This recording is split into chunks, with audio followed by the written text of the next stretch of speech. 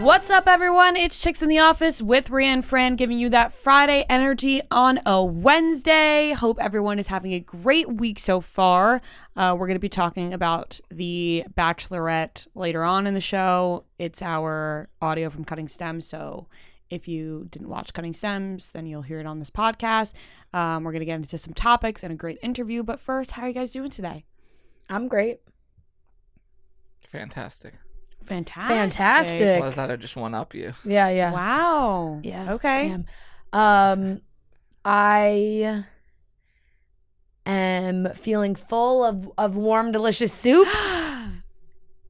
I was wondering if you were going to mention it. Rhea made a chicken dumpling soup in her crock pot Mm-hmm. last night, and she brought. She was raving about it, texting us. It's so good, guys. Best thing I've ever made. I said, well, now I need to try it. So she brought some to work, and I got a bowl, and it was. I can agree, it was delicious. Thank you. It was hearty. Like, that's a good. I wish it wasn't so damn hot out still. Yeah, no, it was really good. It was it was the best thing I've ever made. It was I'll delicious. actually say that. It was delicious. Because I'm good at making Italian meals. Those come natural to an Italian like myself. Oh, yeah. I can make any pasta. I can make chicken cutlets. Like, I can do chicken parmesan. Anything Italian, meatballs. I got it. Yeah. This is something out of the box that I have never made before. And I've literally out of the box. No. And I have never made anything in the crock pot. So I was like, I really want to make something in the crock pot today. Like, it was just my goal. I hit up Kelly Keegs, who's a big crock pot girl, and I was like, yo, you got recipes? And she was like, oh, do I have recipes? And she sent me over a bunch of recipes. And this one, it was like, this is different. Yeah. This is something I've never made before. Do I want to take the leap? I had a lot of time yesterday, and I said, you know what I do? I want to take this leap. And it was the best thing I've ever made. Like, I was like, I screamed. I went, yes! After I tried it. I swear. I was so excited. Like, I did. I was so ridiculous. Like, I literally was like, yes! It was so good. I was so amped up about it. Yeah. I'm actually upset more people didn't get to have it. Only Marty got to have it. And he thought it was really good too. But then you did. I tasted it. No, you tasted it. It was good. Rate it. Rate it on the ball scale. But also, I feel like it's not fair because it was a little colder. Because Fran had already been eating it all first. Yeah. It wasn't like I served you cold soup. Yeah, you got my scraps. Please be clear. No. Rate it on the ball scale. That's out of 5. That's out of 5. Yeah. Ball scale, I'd give it a. Does he do decimals? Yeah, you can. Yeah, you can. I would give it a 4-4. That's good. That's really good. It was really good. That's a really good score. It was a good soup. Good soup. Truly, like, one of the best things I've ever had. I really liked it. And I made it. Like, that's like one of those feelings that, like, you can't even... satisfaction also when you make something in the crock pot because it is... It's going all day. It's an all day. It's a big build up. It took me 5 hours. It's a big build up. I remember as a kid, I used to think, like, it'd be like the morning and my mom would already be making. I'm like, how does it take this long? Yeah. No, let me tell you.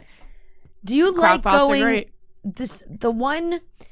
I don't mind cooking. I'm not in my partnership. I'm just not the. You're not the good chef. You're not the cook. He is. Yes. He is very good.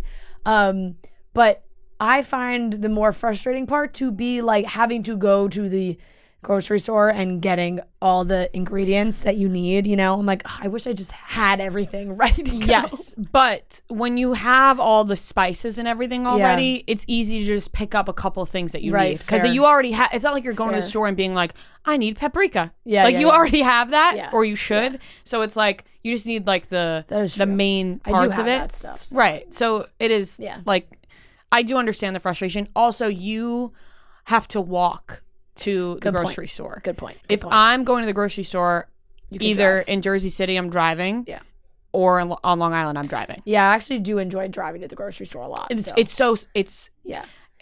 driving is great. I go to the grocery store. Driving. Getting my car was the best decision I've ever made in my life. Yeah, I buy so much when I actually do go in, and then like when I go into one of the spots by my apartment.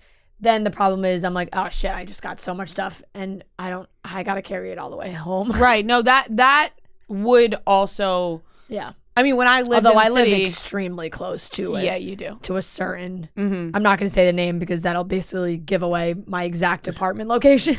Really? Yeah. I mean, there's multiple. But there's of them, probably but- like a yeah. billion of them in the city. right. But No, not of this one. there's a couple, but Yeah, it would be there's easy not a to lot. It would be easy to I'm narrow it honest- down. Yeah, exactly. So I'm Anyways, giving it away anyway. but I know what you mean, because when I lived in the city, I actually cooked way less than I do now. Yeah. Because the stress of, and I didn't live close to a grocery store, Yeah. so I had to get into an Uber to go to the grocery store and then put that was miserable. That's but that's with not a car, it's so much easier to just drive to the grocery store and drive home.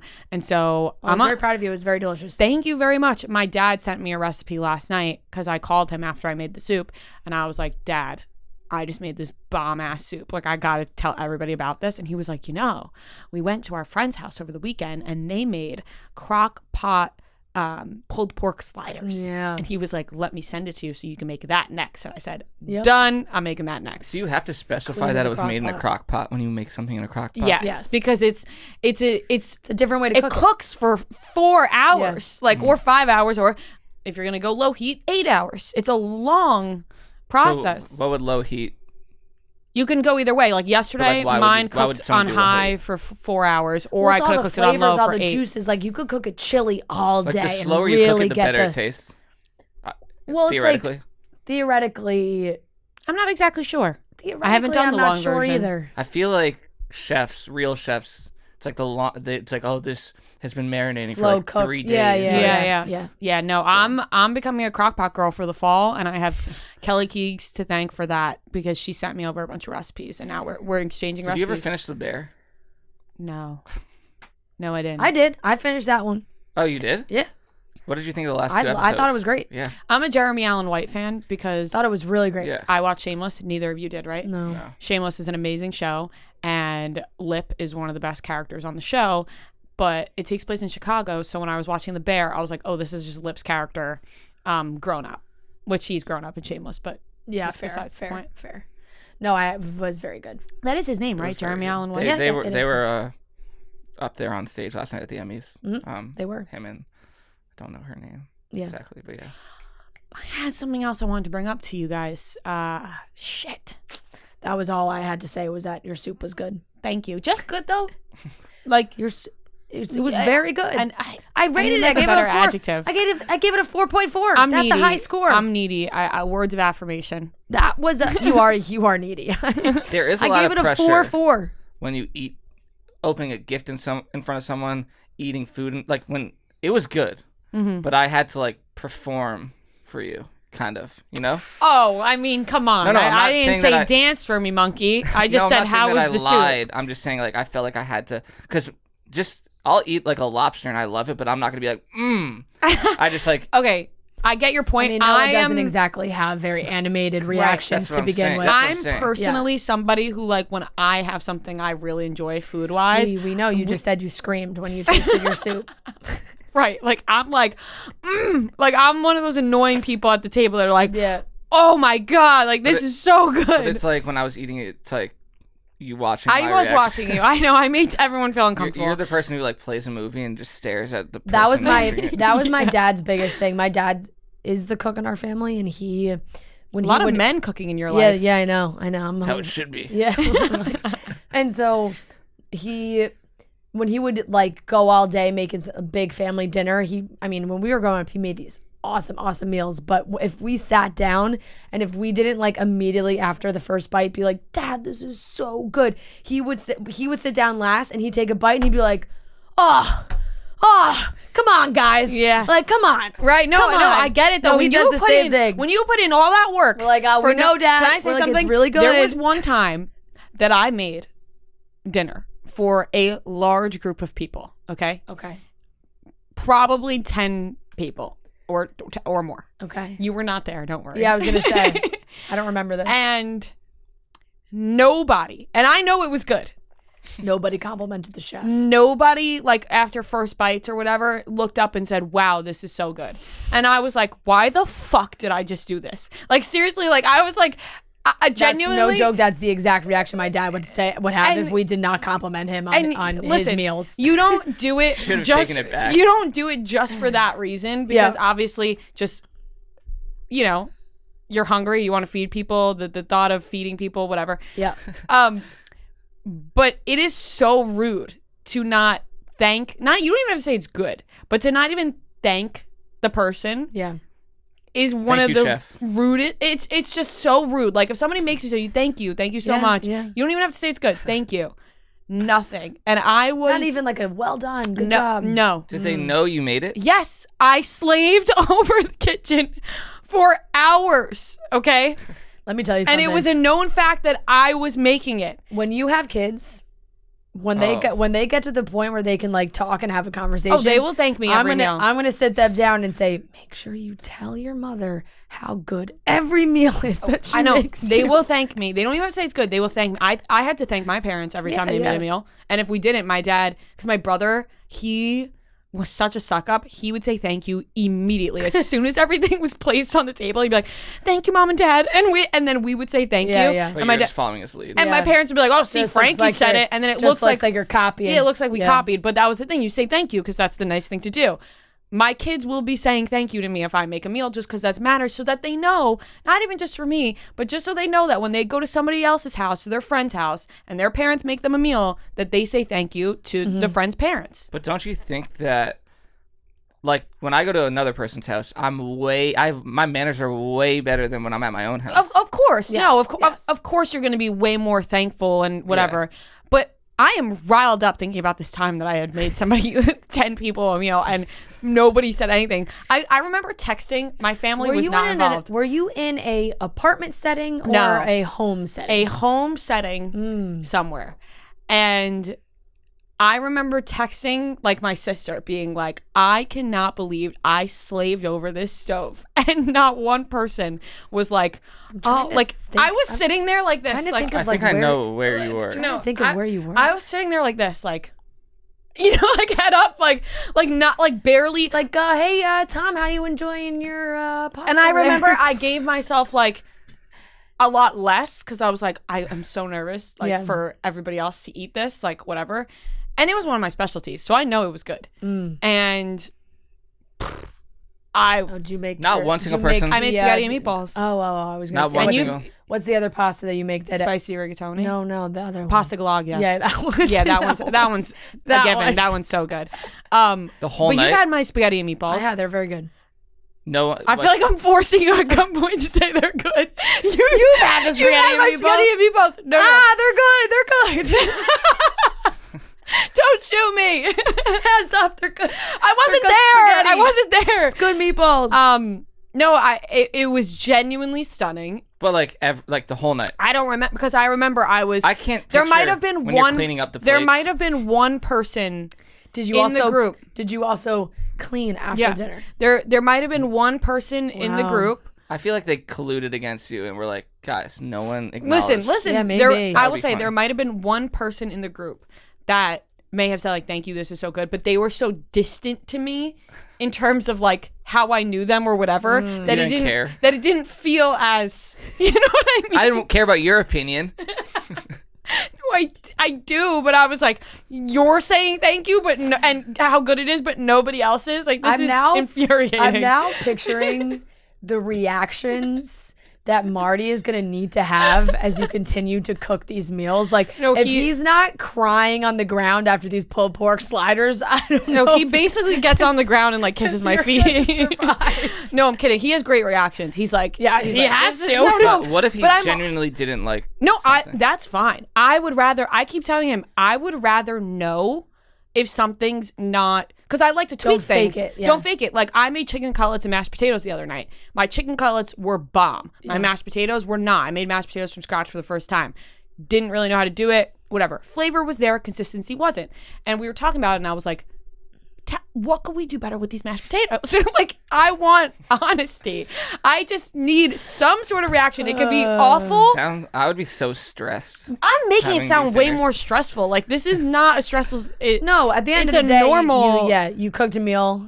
a great meal. Thank you, and this was very good will suffice. Yes, and if you hated it, tell me so that I can make it better in the future. Yeah. I am open to criticism, but saying nothing about the meal whatsoever, I won't take that. No. They could have all told me that the meal stunk, and I would have thought that was better than nothing. Right. You know what I mean? They could have said, "Oh, Rhea, thanks for all the work you did. Wasn't my favorite." Yeah, like wasn't the you could add a little of this, add a little of that. I would be like, you know what? Or to be completely honest, even if they didn't, it's the polite thing to do in that No kind one of setting to says that, fake. yeah. Nobody would say it, but like in that my kind of boyfriend would setting- say it. In that kind of setting with 10 people around, like the polite thing to do is say, "Thank you, that was great," even if you didn't think it was great. Right. But for Marty, like I told him, I was like, you tell me if you don't like something. Like Absolutely. I need to know because Absolutely. I'm not gonna slave over that You better stove. believe I throw in some critiques Right, sometimes and for Joe some- probably says, yeah, he takes it in and he takes tweaks it well, it. and yep, correct, Exactly. And now he has some dishes that he has absolutely perfected, and then he looks at me, I'm like, Joe, it's really, really good. Like you've perfected this, And one. you're telling me Joe looks at you for approval of your meal. yeah, of course. Thank you. Noah's making me sound like a crazy No, person. No, I'm not. I'm just saying I would be worried now. I'd be like, oh, I have to. Like, Worried because 10 to 12 people at a dinner party didn't say thank you or compliment me on my meal is not the same thing for Very me cooking for one person. Yes, very different, very different. No. Fuck them all. All right, let's get into the topics. Let's do it. We will be talking about the Emmys that were last night. Jacob Elordi will be playing Elvis in the new Priscilla movie. Controversial. Can't believe we're talking about another Elvis just movie. Deja vu, baby. I just can't. We're also going to have the Cutting Stems Bachelorette recap, and we have a great interview with Ashley Tisdale that I'm assuming everybody who listens to this podcast will be very happy about. So let's get into it, starting off with the Emmys. And I do want to say before we get into the show, and I want to mention because Noah brought it up, but it happened at the end of our interview with Ashley Tisdale. Big shout out to Meghan Trainor. We love Meghan Trainor. Thank you, Meghan She is Trainor. a real one. Ashley was telling us how like Meghan talks to her about her business, all these things. They're friends, and Meghan was like, "Oh, you got to go on Chicks in the Office." So Meghan is the absolute best. Yes. We love her. I just wanted to throw that in there. Okay, now let's. Now I want let's Meghan talk back about on the that. podcast. I know. She does Bad. have to come back. It's been a while. Just We to should talk have her shit. Like I don't even want to talk about. Like I just want her to come on. We just back. talk. Yeah. Okay, let's get into the Emmys. Slick is a line of frozen cocktail pops available in different spirit-based packs: agave margarita, rum daiquiri, and their newest release, whiskey highballs. It is the easiest way to have like a nice frozen cocktail. It's right in the pop, so you don't have to worry about, bring out the blender and the mess and all those things. It's only premium spirits that are used, 100% blue agave spirit, Caribbean white rum, and barrel-aged bourbon to deliver incredible, refreshing taste. Each pop contains 8% ABV and only natural flavors, all coming in at under 100 calories. They are super convenient. You can throw them in the cooler. You could take them to a tailgate. We're getting into fall, so I feel like that is the perfect time to whip these bad boys out. And just know that once you slick, sipping will never be the same, and we'll drink to that. Head to slickspiritedice.com to snag a pack of Slick, or 2 or 10. Make sure to use promo code SlickChicks2 to get 10% off your order. This ad has been brought to you by 21 Holdings LLC in West Chicago, Illinois. You must be 21 and up to purchase and consume. Please drink responsibly.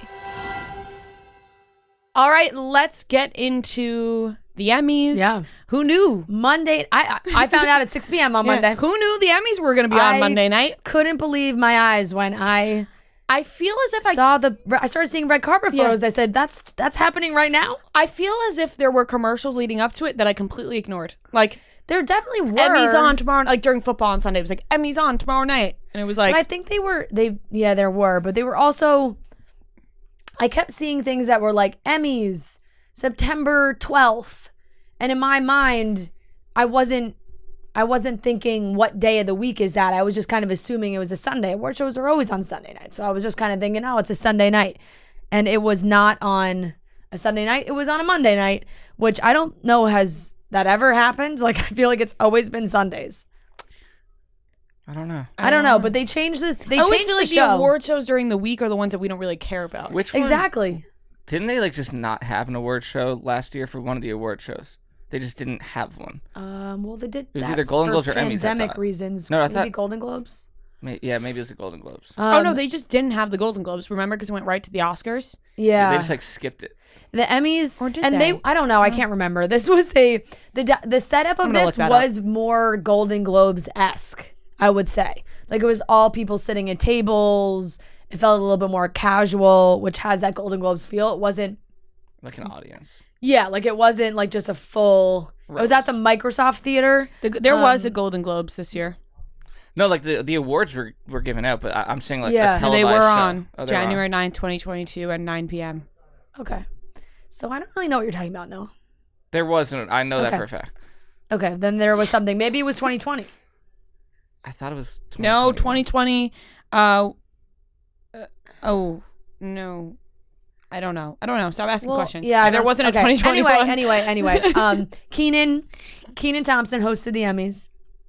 It started with like a dance number. Interesting choice. It was fine. Didn't really. You know what's funny? Fine. Glenn ran into. He saw Kenan Thompson on his flight to LA recently, and he was going to get his Hollywood star. Oh, that's so nice. I mean, Did Kenan he say is. that to him? I don't really know exactly. Hey, Glenny, I'm going to get my star. No, well, if you could. He put two and two no. together. Yeah. He was going to get his star, I think. Kenan's been putting in the work for years. for a long time. And Kenan Thompson used to be very funny. He had I'll be honest, he had a couple jokes that did make me laugh, I will say. Well, he hosted something recently that I was like, get him, because I love Kenan Thompson, obviously. Yeah. Kenan and Kel, who loves orange soda, but he hosted did a good something. He did a good I burger saw joke that in the show. Yeah, I saw what was it? What did he I know, host? I Where I know, was like, I he's know. so Yeah, unfunny that it is hurting me. The Grammy? Oh no, it was the People's Choice Awards, Oh, and you were there? wasn't it? Didn't Kenan Thompson host the People's Choice Awards? No. He didn't host. I think he might have just been like a presenter. You're telling me Kenan Thompson? Oh, wait, didn't no, host no, the People's no, Choice no, Awards? he did. Hosting every I award. knew it. He did. I knew it. The year that last Yeah, year. yeah. This when we went to the People's Choice Awards, Kenan Thompson was hosting. Kenan Thompson to host 2021 People's Choice Awards. Yeah. I wouldn't know I was outside. Well, we were at the event, and He made maybe he has more room at the Emmys to make better jokes. Yeah, he had some Netflix jokes that were Better funny. writers. He had Yeah. some he made a joke about Zendaya just turning 26 and now she's too old to That date was Leonardo good. DiCaprio. It's like it's that's it's funny. a relevant joke. That's like it's and that Check felt one for Kenan I Thompson. felt like that, that's pushing it a little where I feel like Kenan plays it very safe most of the time. That's what it was. Yeah. That was my critique about Kenan Thompson, was that he was Yeah. playing it like you're off Nickelodeon, Kenan. Yeah, it's No one playing will it ever very be safe. better than Ricky Gervais at hosting award shows. He is very well. That's because he lets it just fly. does not care. I'll be honest. Tina Fey and Amy Poehler are my faves when they would do the Golden Globes. Yes, I loved they are them great. together. They were so funny. So there was those. There We're was like those the moments. modern day Tina Fey and Amy Poehler. We're so not. If only. Yeah. In our dreams, Yeah. we stink. Who would you be? You would be Tina Fey. She would be I guess. Tina I Fey. think I'd be Hair Tina Fey. because of the hair, or No, because I of the just personality. feel like I'm more of a Tina. I agree. You're not a Tina. I just. I don't feel like you're a Tina. more of an Amy. Yeah. No, And why do you say that? You seem very confident in your answers. you just I'd like- aren't. I feel like Tina Fey is more laid back. Like What do you mean? What does that? What does that mean? like just her style is more similar to Fran. Oh, I'm boring. No, not boring. I'm He saying said like, laid back as if I'm not laid back. No. He's explaining this very poorly. I can tell. Every time you guys say something about me on the podcast, you guys make me sound awful. I'm not No, gonna lie. what are you talking But she about? said I was needy before. Like I could say I'm needy, but when she said you are needy, and then you just said I'm not laid back. You said I didn't it say you weren't first. laid back. I can't agree with you on something You guys you're saying aren't about the But yourself. you same. have to clarify. You know, when you joke around about yourself, and it's like when someone else says it, it's like, oh. You know who you are? You're what's her face in Euphoria, where that scene where she's like, we're broken up or whatever, and he's like, yeah, we're broken up. Maddie. Yeah, and she's Yeah, like, yeah. why are you saying it? Yeah. That's so me. I No, don't it really is. I don't really get what you're trying to say about. You just have different styles. Like, are you arguing with me about that? Like, No, you're. I just don't understand. No, we do have different styles, She's but I more don't like know. like if this was just any comedy, Fran would be more the straight man, like, and then you would be the other one. Like she'd be Mark Wahlberg, and then you'd be Will Ferrell, like in the other guys, like that type of dynamic. Oh, okay. You know what I'm saying? Okay, that actually explained it a little better. That is like how she's Steve Martin and I'm Martin Short. Yeah. Yes. Oh, okay. I get what you're saying. Like you're thinking of what's the movie? Like laid back isn't an insult either way. What's the movie? No, I know, but it's have you just guys like- seen Baby Mama? No with- Bad Sisters? No, Baby Mama with Tina Fey and Amy Poehler. That's that's I've seen almost the trailer. comparison you're making. Yeah, I've seen the trailer. No, Yeah. that's what I'm saying. Like, there's always one. straight lace. Like if Yeah. we were Ted, Fran would be Mark Wahlberg and I would be Ted. Yes. Yes. I'm trying to think of other The ones. plot too, of like- Baby Mama is Tina Fey is like She's more straightforward. yes. That's not even the right. Tina word. Fey she is single and she always works and then she like decides she wants to have a baby and then she has Amy Poehler, like wacky Amy Poehler, be Yes. her surrogate. Like, think about Right, 30 right. Rock. Like when she's funny on 30 Rock, it's kind of like, I don't know how to explain it, but she's just kind of like being herself. Amy Poehler's more like jumping around. Okay. I'm doing a terrible job at. I understand. You are, but No, I also understand what you're saying. I think it am was when you following said now. laid back threw me off. Yeah, that was the wrong because thing to I say. feel like I'm extremely, maybe too laid back. Yeah, that wasn't the right word, but that was the wrong thing. Either He way, didn't like, mean it. He did not mean that. That was not the right. but laid back, I word. meant more like I don't know. No, what I he mean. didn't know. He didn't even know what he means. He meant. No, I know what I'm honestly. trying to say, but I I can't have to say be it. honest. I gotta be honest about something. I know we're talking about the Emmys, but there was a DM. There was a DM sent to Chicks in the Office the other day about me and Noah that made me so uncomfortable that I was like, I can't even, like, am I not allowed to speak to Noah on the podcast anymore? Why? What? Do you not see it? Because I almost sent it and made a joke about it. I'm sure because it was already open, so I was like, oh, somebody must have opened this. But it was like Noah and Rhea obviously have feelings for each other. Why don't they just bang it out? And I was I did see that. Yeah, I was like, oh yeah, I'm not gonna acknowledge. That I makes thought me about so sent it. uncomfortable. No, I mean- right? I thought about sending it, and then I was like, no, I gotta wait till we're in person to talk about Yeah, this. yeah. Because then I was like, am I not allowed to speak it's to Noah on the so podcast? preposterous that I was It just is. like, It is. It is. God. people Lot- say the same thing about you and Trent. A lot I of know. people. A lot of people mistake that kind of banter as sexual banter, and it's just like brother sister banter. It's more like we've known each other for too long, banter. Yeah. Yeah. I don't even know.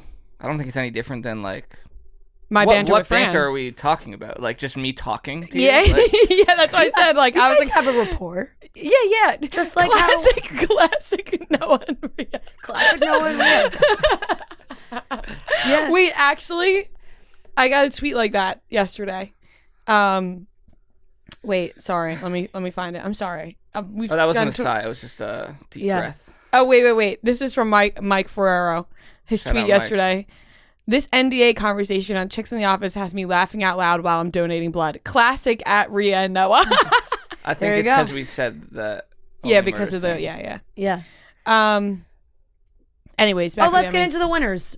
Oh, yeah. Let's get into the winners, shall we? There's some good moments, good speeches. I feel like the shows that won, they're fairly predictable. Like the big shows, Succession won drama series, Ted Lasso won comedy series, White Lotus won limited series, which I still have not watched. Which can't believe you is haven't watched not. White Lotus. Yep, I So told people, like I said, actually didn't it realize is hate really tough. that show. Like What? they're like I was looking at the Chicks in the Office comments after Devin had posted that White Lotus won, and people were like, the show was so bad. I just don't. Devin actually didn't like it either. I genuinely really liked I it. really liked it. I could see people hating it or loving it. I think you can go either way. Like I could see why people wouldn't like it. It does have an 89% critic score on Rotten Tomatoes and a 74% audience score. I could see why people wouldn't like it, Yeah. and I could see why people love it. I Fair. totally get it. I still think you should watch it. Devin also texted me last night and said, "Is Succession really that good?" Some people, my dad, She's hates never watched it? Succession, but I No. like it. I mean, I think 'Cause Succession is All the awesome. characters so are so good. hateable. So like, if you So hateable, but so lovable. not really No, lovable. like you would love to hate them, Yeah. Yeah, they're all bad people. and they're funny though. They're funny Yeah. bad. Yeah, I mean, it's a very entertaining show. No, it is. I'm a big fan of Yeah. Succession. Devin should watch it. She's not a big TV watcher, shockingly enough. Actually, I feel like she watches a lot of reality. For For actresses. That sounds strange because if you follow her on Instagram, it seems like she watches a lot of TV. Yeah. But if you were to ask her, she Yeah. would say otherwise. Lee Jung-jae won for Squid Game, lead actress. Squid Game also won a lot of stuff. That was funny. Speaking of Devin, that she posted that Oh, on her yeah, own yeah. Instagram. And it looked Devin like she was like posted a huge Devin fan posted of a Chicks in the Office graphic That was so funny. That was about sent. Squid Game winning. That was so funny. I was She laughing should have so kept hard. it up. Yeah. Zendaya won for actress in a what? The first South Korean actor. This is actress in a. They must have. Devin's like, yes. Been waiting for South Korean to get the recognition they deserve. Yep, that's what it looked like.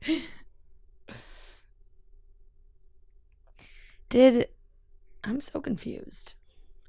This says that Zendaya won for lead actress in a comedy series. Oh no, Fran. I'm reading this wrong. Francesca. Sorry. No. It's Classic it's Fran. Yeah. Whoops. Classic. I can't read or speak anymore. Lead Done too much. actor in a drama series. Lee won for Squid Game. Yes. Lead actress in a drama series. Zendaya won for Euphoria. There you go. I'm like, for some reason, I'm reading You were this reading it upside down. Upside down, which is Not upside down, but in non-chronological order. yeah. I was basically reading it upside down. Bottom to top. Yes, lead actress. Zendaya's speech was great. She looked absolutely stunning, as always. Yes. She has not ever missed a red carpet that she's ever walked on, I feel like, at this point. There was a clip people were talking about where she was like, I'm going to text my boyfriend. Yeah. Yeah, I saw that too. And people are like, oh my God. It's like, who do you text first after you win an award? She called him her boyfriend. It's like, yeah, it's her boyfriend. Yeah. It made me giddy, I'm not going to lie. I know it is her favorite boyfriend, but I was like, couple? Is that your favorite celebrity couple? they're up there. But sometimes I forget about them because they're just low key. I feel like And they're you don't- always you don't, out like- together. I feel like I always see them taking pictures with fans like on the street. I don't know, maybe. I don't know. Lead actress in a comedy series went to Jean Smart for Hacks. Everybody says amazing things about Hacks. That's something I have not watched. Actor in a comedy series was Jason Sudeikis for Ted Lasso. No drama there. Take that, Olivia. No drama there. He's just winning awards. Michael Keaton won for Dope Sick. And Amanda Seyfried won for The Dropout. Which I thought she deserved that. Yeah. There's a lot of very good performances in a lot of these categories, I will say. And What do you think about Jimmy Kimmel? yeah, I'm getting there. Okay. The actor Murray Bartlett won for The White Lotus for supporting. Matthew McFadden won for Succession. Tom is just like the best. Tom's my favorite character. Yes, I would say. Same. Julia Garner won for Ozark. And Roman. And Roman. Yeah, I like Tom better though. I mean, I know people love Cousin Greg, which is fair, but like Tom and Cousin Greg's dynamic is my favorite part of the whole show. I think I've met Nicholas Braun too many times. fair. That sounded Sick brag. Sick brag. That sounded Yeah. crazy. I didn't mean to say it like that. I just meant like I Yes. feel like, you know what I mean? Like he's almost not a TV show Dude, I character. met the Jonas Brothers so many times. I don't even like their music anymore. No, I love Cousin Greg as the character, but Yeah. like I think he's pretty similar to Cousin Greg in real life. I feel like he is the same guy. Yeah, like he's his personality is pretty similar. In my opinion, I wouldn't know. You've met him. You've met him. Yeah, but not as many times. How many times have you met him? Couple times. Yeah. I guess it wouldn't be meeting after that point. Yeah. Hanging out. This is what you were oh no, this is not what you were talking about. Shirley Ralph won for Abbott Elementary. I think Abbott Elementary has gotten a lot of talk. I've not watched it, which is I'm mad at myself. Everything is just for him being like, I haven't watched it. No, there is a lot that I have watched. Like Ted Lasso, I've watched. Succession, I watched. Squid Game, I've watched. But Abbott Elementary, Squid Game. Abbott Elementary has a lot of hype, a lot of great things people say about it. Is it about an elementary school? Sure is. Is it like a serious show? No, it's like a comedy. It's on ABC. Yeah. About teachers? Yeah, it's about like how school, like how Wait. school Oh my God, is I love run. that. No, I'm not Is it really? You're not interested in Something about it being like on TV makes me like, oh, like there's commercial breaks and stuff like that. You can watch it. You can on watch it Hulu. without TV commercials. No, I know. I just like, I don't know. It's kind of like Parks and Rec-esque, I think, but it's like in in an elementary really school. like that idea. Abbott Elementary is an American mockumentary sitcom television series created by Quinta Brunson. It's about a fictional, predominantly black school in Philadelphia. And I have heard it is very, very funny. And Quinta won for writing, I think. Was that what she won for when Jimmy Kimmel was up there? Oh, I'm not sure. I think it was writing. And everybody was upset because Jimmy Kimmel was like doing this bit from before. It was a stupid bit first. And then he was doing this bit with Will Arnett, and then he was like supposed to be drunk, right? And he then was supposed to be like, yeah, he got drunk and he was just passed out on the stage. yeah, so it was like, Jimmy. Will dragged him out. Did the like, here's the nominations. Then when she won, she came up, but he didn't move. He didn't move. So like, she's giving her acceptance speech, and Jimmy Kimmel just laying on the ground next to her. It was like everyone was like, this feels kind of disrespectful. And she was kind of like, Jimmy, like. I think she thought he was gonna get up. Yeah, and then he just didn't get up. And it kind of she is. It's like your moment. Yeah, she did an interview afterwards where she was like, she's very funny, and she did an interview afterwards. I was like, look, I like Jimmy, like I have a relationship with him, so it didn't feel like that big of a deal in the moment, but I'll take a day, think about it. The way she was and if I'm mad at him, I'm going on his show like on Wednesday. I'll punch him in the face. Like, she was like, if I decide I'm mad about it, like I'll get mad about it. It did sound like she kind of was annoyed. Yeah, I would be annoyed too. I think I would literally be like, "Can you get up?" Yeah. If she like kicked him, that'd be funny. I would be annoyed too. I'm not gonna lie. Brett Goldstein won for Ted Lasso. Jennifer Coolidge won for White Lotus. I think everybody really laughed at her acceptance speech because she got up there as classic Jennifer Coolidge fashion. She was a little frazzled. She was making jokes, and then they played like the first walk off song, and then it turned into Hit the Road Jack, and then she just started dancing to Hit the Road Jack. Who else was in her category? The entire cast of White Lotus. So can I say something? Actually, five actresses from the White Lotus. Connie Britton, Alexandra Daddario, Natasha Rothwell, Sydney Sweeney. It was 5 people from the White Lotus and 2 from Dope Sick. I'm gonna keep my thoughts to myself. No. You think that one of the other people from White Lotus deserves a bit more? No, Or I someone actually from Dope don't. Sick? And I didn't see Dope Sick. Oh. But Jennifer Coolidge in the White Lotus, like genuinely, and I know people are gonna get so mad at this take, didn't do it for me at all. Like genuinely, I was annoyed at her character majority of the time. So maybe she did do a good job. Yeah. And I thought she could have easily been removed from the show, but the funny part is she's the only one returning for the second season, which then I think will be funny. Like I think her returning, her arc in the show and then returning for the second season, I think will make sense. Yeah. But for a little bit, it was like, why is she a part of this show? Would you agree? Oh yeah, I mean, I wasn't like looking out of all the characters. She wasn't the storyline. No, I was. Most Whenever interested she was on the screen, I was like, all right, Yeah. let's fast forward here. And then Lizzo won for competition show for Lizzo's Watch Out for the Big Girls, and she had a great speech as well. I think that Lizzo, she had a funny bit too with Keenan. She's had a great speech. It was honestly a pretty good show. Like I thought it ran pretty seamlessly, besides the fact it was on Monday, so I feel like not a lot of people even realized that it was on. And I had 4, I posted this on my Instagram story, I had 4 dresses, red carpets that I really liked. Zendaya, obviously, it's like I didn't even have to put her, it's just like a given, you know. She gonna miss Christina one of these Ricci. days? No. Christina Ricci I loved, and Ella Purnell, both from Yellow Jackets. A lot of I don't know why I just gravitated towards little sparkly numbers for this. They both looked fantastic.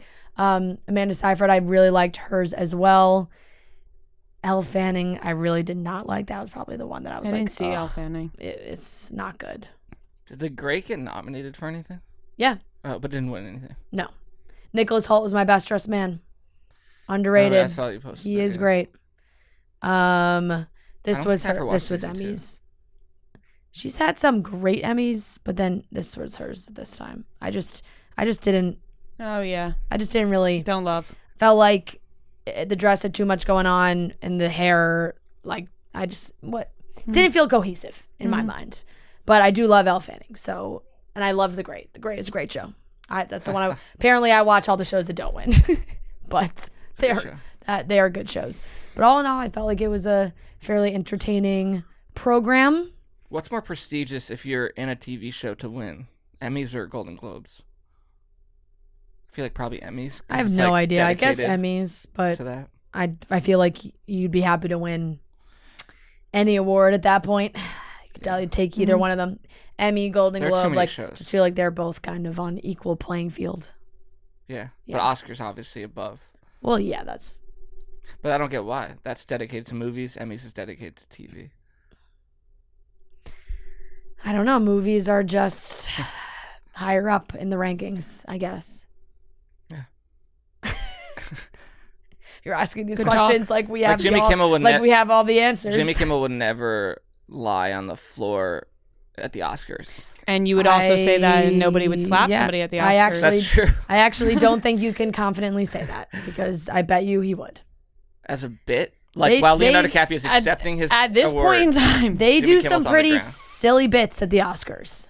Yeah, I guess. So I don't think you can really count out anything over there. But yes, that was the Emmys. We got another Elvis in the works. I can't believe it. So there is another Elvis movie being made, but it's more about Priscilla. It's called Priscilla. Yes. And Jacob Elordi will be playing Elvis. And now I'd imagine Austin Butler is in shambles over this. And not just because he played Elvis and is Elvis, but his current girlfriend, Kaya Gerber, dated Jacob Elordi. And they dressed up as Elvis and Priscilla together. And so now it's like Kaya Gerber has dated both Elvises, besides the man Elvis. Like it's actually pretty funny. People are freaking out about this. They're like, why wouldn't you just have Austin Butler play this Elvis? But it's kind of like the Joker. Yeah, you can't have him play. You can't have him jump movies. He's not Elvis. He can't just literally be Elvis. No, you can't do that. So He's in Vegas right now. This is an entirely different movie. Right. I actually don't agree with the people saying that. Like, no, I definitely silly. Think there should be a different Elvis because there should just be more time before another Elvis movie comes out. Well, I think there's going to be a lot of time because they got to make the thing. It would creep me out if we saw Austin Butler playing Elvis in another movie because then it would really reach the point like, okay, no, he is Elvis. No, you can't do that. You can't do that. And like I said, it's like the Batman, it's Joker. Yeah. There's so many people that play the same part. Makes sense when it's a series or a trilogy, like when you have the same actor playing Batman across multiple movies, that it makes sense. But then it's not like you have that Batman. It would be like Christian Bale, Phoenix to be in Robert Pattinson's Batman. Yeah, like if Christian Bale, when they decided the DC movies and they were gonna make Ben Affleck Batman, it was like, well, Christian Bale's Batman. You don't need Christian Bale doesn't have to be Batman in every single movie, right? As much as people want him to. He isn't Batman. Yeah. So and like this is an entirely different movie with a different director with a different story. So that seems kind of silly. But this is Sofia Coppola. She is making the movie Priscilla. It's based on Priscilla's memoir called Elvis and Me. Kaylee Spaney, I don't know how to say her name. Neither do I. Fun fact, I auditioned for a Sofia Coppola movie that Elle Fanning got the part. Elle Fanning beat me out of 2 parts in my life. If I had a Super dollar 8. for every time you didn't get a part. Judelle Fanning? You'd have $2. Yeah, you'd have hundreds of dollars. I mean, I've auditioned for so many things that didn't get a part. But does it matter now, okay? We have a successful podcast. And you still could, who knows? Yeah, my dad gave me that talk the other day. Well, like that you could still be an actor. Your dreams could come true. Yeah, he's like, one day, I know it one day. I'm like, Dad, I think we got to give this up. Like, I actually agree with him. You've been telling me since I was 8 years old that one day, but I haven't seen that day come. I'm on record for agreeing with that. Whatever. I'll probably get beat out by Elle Fanning again. Yeah. Elle Fanning's in the new season of Outer Banks. Kaylee is playing Priscilla, and Jacob's going to play Elvis. This book was published in 1985, and it is her account of her life with Elvis. She adapted the script. She has apparently been wanting to make Sofia Coppola has apparently been wanting to make this movie for a long time. She met with a number of actors for the Elvis role. I feel like I'm probably saying her last name wrong, but Kaylee was her top choice from the beginning for Priscilla. There was a rumor I saw yesterday. No, I think you sent it that she wanted Justin Bieber to play Elvis. Turned it down. And he said, turned it down. I saw that in a lot of different places. Yeah, that would have been interesting. But why are we just saying that pop stars can act? They can't. Like, what makes you think Bieber could put on a Some performance? can. I would have. Some can. I wouldn't have liked Justin Bieber as Elvis because Justin Bieber is Justin Justin Bieber also has a very different sounding voice. Like I think he'd have to tweak But also, his they're voice. too big and in he's, real life. He's so Yeah. Justin No one's Bieber. gonna see him as Yeah. anything but Justin Bieber. He's so Right. Justin Bieber. It's the same Harry Styles logic for not I think casting they're him in learning the that, other Elvis. like even during the press with Harry Styles. It's like people just you can't do anything with You him. know what Yeah. I love about Justin Bieber? That he's never been in, never acted. He was in Dave, but as himself. Right. Yeah. Like he's never played a part. He's never played trying to think. a role. I think he's only played Justin Bieber. I think you're probably right. So on that's that. what I'm saying. Like, how are we like going from never playing anything to like we're gonna cast him as Elvis? Right. Like just He because has he no can sing. experience. Yeah. Acting and singing are two different things. Yeah, they are. He was Thank in you for that fun Zoolander fact. too. As himself. Justin Bieber. Yeah, Justin Bieber. I'm looking at his IMDb. Justin Bieber. Oh, these are all music videos, so obviously he's playing himself. Yeah. I think he's really just always been himself. I can't see him being an actor. But who knows? Maybe. He was in CSI In 2010. early on in his career. He played somebody named Jason McCann. In 2 episodes. But So there those you are go. like all the people who That's like, yeah, Demi Lovato did all those too. Law and Order Yeah, was yeah. like a given. Yeah. If you were gonna be something, you were in Law and Yep. Order. I was not in Law and Order. Wow. Way you're I would saying it's very actually, long I want to now. go back and I watch know. this. I actually can't say Law. You're like Law and Order. He portrayed a serial bomber Law and Order. I can't say in it. season 11 of CSI. Wait, what? It was his second acting job for television. So what was the first? Cubed. He was in a show called Cubed. Anyways, Jacob Elordi is playing Elvis, and I think he's been leaving hints. He was seen wearing an Elvis T-shirt a little while ago. He dressed up as Elvis for Halloween a couple of years ago. I feel like that was literally last year. She's No, still, he was with Kaya Gerber. Maybe it was last year she's or still the year dating before. Olivia Jade. Yeah, There's speculation. There was they've been seen in London article. recently. Yeah, there was like articles that they broke up, but then I think Dumont had posted some Literally last sightings week. of that somebody saw them like in London they were walking his dog. Apparently he called her Liv. Yeah, he grabbed her and said, "Let's go live." Like 'cause he noticed somebody recognized them, and he was like, We know yeah, too much. way too much, way too much. We were there for way the too much. conception.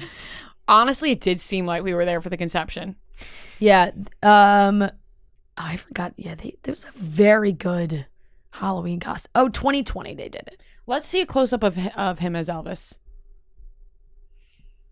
Let's see. I don't know if they did this whole video. There he is. What do you think? He's like too tall. Hey, no, I was gonna say the same to thing. be Elvis. He's so I don't know how tall. tall Elvis is, but I don't think he's that tall. How tall you think Elvis was? I'm saying 6'1". Let's see. Yeah, He was 6'1". Elvis was 6 feet. No, Austin Butler 6 feet. Austin Butler, also his mom passed away at the age of 23, just like Elvis. He is tall. I'm not making a joke. Jacob's That's listed I at know. 6'5". That Jacob is Elordi, incredibly tall. we saw him in person. I He know, was I know. the He's so tallest tall. man I've ever seen besides really- Cousin Greg. He is really. Also, Australian people forget. Yeah, so it's going to be harder for him to even be Elvis. Yeah. He's got to be an Australian playing a American playing Elvis. What is A lot of this layers. Elvis craze all of a sudden? Yeah, I thought one Elvis movie was enough. Why do we need another one? From what this seems, it looks like Sofia Coppola has wanted to do this for a long time. So maybe. I'm really excited for Timothy Chalamet to play Bob Dylan. That's one I feel like. I haven't even thought about that. Like, he looks like, I feel like he'll be really good. This is being made with A24 too, which has made a lot of good movies recently, I feel like. I feel like A24, every A24 Oh, did I say movies- A22? Did I just say A22? No, you said A24. Oh, I did? Okay. I feel like all the movies they do are so good. Yeah, they've been really good recently for sure. So that's a new Elvis and Priscilla we got coming. Like you said, it's probably going to be a couple years, I would guess. Yeah, I'm guessing like 2025. I'm gonna go. What day? It's 2024. Sorry. I'm gonna go like a Christmas 2024 release. Oh, so like leading into 2025. Yeah, Okay. but still technically 2024. I like when The Wolf of Wall Street came out. Yeah, sure. Well, because we lost that trivia question. Yeah, we did. Because we were like, that's basically 2020. Yes. Yeah. So that's a new Elvis. Cannot wait to see how emerged Jacob Elordi gets into this role. He has a lot to live up If he was to. funny, he would, like, when he does the press for the movie, would talk. Talking. He does. He really does. And honestly, I want Austin He Butler- has fairly big shoes to fill. Austin Butler did a really He good was job. phenomenal. I want Austin Butler and Jacob Elordi to duel as Elvis. Yeah. I want them both to dress up as Elvis and have a dance battle. And Kaya Gerber is the judge. Yes, absolutely. And winner takes home Kaya Gerber. That would be so funny. They're just performing for her as Elvis. Yes. And she's dressed as Priscilla. Perfect. Let's set it up. Summer is coming to an end, but that does not mean that smoothness needs to end as well. It doesn't matter if the weather is hot, if the weather is cold. You want to be well groomed at all times. And that's why you need to get involved with Manscaped. You get 20% off and free worldwide shipping with the code CHICKS at manscaped.com. The Manscaped Performance Package 4.0 is perfect for the guy in your life. It has everything you need for a summer bod or for a winter bod or a fall bod, whatever it is. Just make sure you're looking smooth, clean. It doesn't have to be perfectly smooth, but, clean yourself up. And that's where Manscaped comes into play. They got the Lawnmower 4.0, all new skin-safe electric trimmer, the Weed Whacker ear and nose hair trimmer. Very important. Get those nose hairs, get those ear hairs. There's deodorant, there's spray toner. There's also shaving mats as well. So make sure you guys are checking out Manscaped. Get 20% off plus free shipping with the code CHICKS at manscaped.com. That's 20% off plus free shipping with the code CHICKS at manscaped.com. No. Look at that new hair on Kelly. Look Keegs. at Kelly's new hair. I have new hair. Absolutely fabulous. It's I divine. I I'm think loving it. it's It looks Zoe, very dark on the Zoe screen. Deschanel. It looks so- meets it does look Dakota dark on the Johnson. screen. It's very dark It on the is- screen. It's not this dark. You're a it's more red. beautiful auburn goddess. Thank It looks you. so good. I I'm feeling crazy about it. I'm feeling started crazy. tearing up when I saw you because Thank it was you. that Yeah, your good. reactions were good. I mean, Gia's I'm jaw nervous. dropped. Very So sweet. amazing, so beautiful. You're stunning. You're Thank you gorgeous. guys. You're gonna make me cry. You're being really nice. I would rather talk about your hair for the next 20 minutes than this god-awful episode of this show, which could have been just added to next week. Like, I would have Brilliant. rather sat there for 4 hours next week than watch this 2-hour and 15-minute show tonight and then watch 3 hours next week. Like, this whole thing could have been shortened. They threw Gabby's thing on the end of it like they didn't even care because they were so caught up in this Avon and Rachel drama. The whole thing is ridiculous. It's all ridiculous. They It need really to is. figure this show the fuck out. They You know, really what do. you know what I honestly think it is, and I'm starting to get a little woke on it, especially with this 15-minute. We went past the lines or whatever, but we still somehow had 3 fucking commercials during that. We went Yeah. past the time. I think that they oversold the shows and they need more time to add more commercials. I'm not even kidding. Like, That's a right? good. That's a very possible point. what I mean? It does feel like they have stretched this out completely. It does not need to be this long. I really do think these last dates could have been like put together with Fantasy Suites. Fantasy Suites could have been one episode, and then last week could have been all of this stuff, and then we could have had a live finale for 3 hours, and we would have fit everything. There was just like, there was a lot of dragging it out for no reason. Yeah. This part that we watched really, I get you want to see Zach and Avon have their time to talk to Rachel, but they really could have fit those conversations in next week. It's not like they were lengthy conversations. No. So it really felt like it has been dragging on. I think it started off with Zach going home. He pulled Rachel aside at the rose ceremony and talked about how he felt like she wasn't being genuine in the Fantasy Suites, and he said he was going to walk away, and that was it. He left, and Rachel didn't shed a tear. She didn't seem very upset. I think that's exactly what she wanted to happen. Like you said, it's exactly what she wanted. It's what Like, she wanted that's to happen. exactly what she It's wanted to she happen. wanted to happen when they had their overnight, when she was trying to like bully him into thinking that he was too young for this decision, despite the fact he's only 2 months younger than Rachel. So like, I don't understand why she even like brought him to the rose ceremony. Like, just dump him. Like, she's the worst dumper of all time. She can't dump anybody. Yeah, I don't think she can. She makes everybody feel bad for things that they necessarily shouldn't really feel bad for. And I also think, and I'm kind of fast forwarding here, but the way that she was on stage and he had to talk to her and then Avon had to talk to her, and it was like, why can't Rachel be wrong at all when The Bachelor, like, don't you feel like they made Clayton feel like he was wrong? Oh, yeah. When he was on stage, they all were like, you yeah. did this and you did this and you did this. Like, But with the even girls, they don't do it like that. Right, exactly. Yeah. Even the host, it was kind of like interrogating Clayton, Right. whatever. But when it comes to Rachel in this case, it's like everyone has to apologize to her. Yeah. Meanwhile, I don't really think any of them did anything wrong. No, I would say it's Rachel. You know, I mean, I'm not trying to pile on Rachel forever, but the way that Rachel reacted, and you can tell by her face when she's watching it back that she hates the way that she acted on all those things. Or at least I would hope that it is. But she seems miserable watching it back. Yeah. I feel like Rachel should be the one apologizing for like pressuring them, honestly. Like, not every single one of these people need to come out of this with an engagement. That is not a requirement to be on this show. There have been a million instances where people don't end up engaged, or they care so much about their relationship that they want to see if it works in the real world first, like blah, blah, blah, whatever.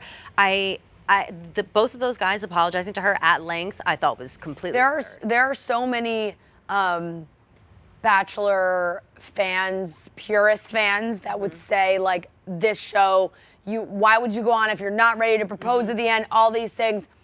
But the show needs to evolve with the times, because that's just not how it works anymore. If you want there to be successful relationships coming out of this show, not all of them are going to end in engagements while they're on TV.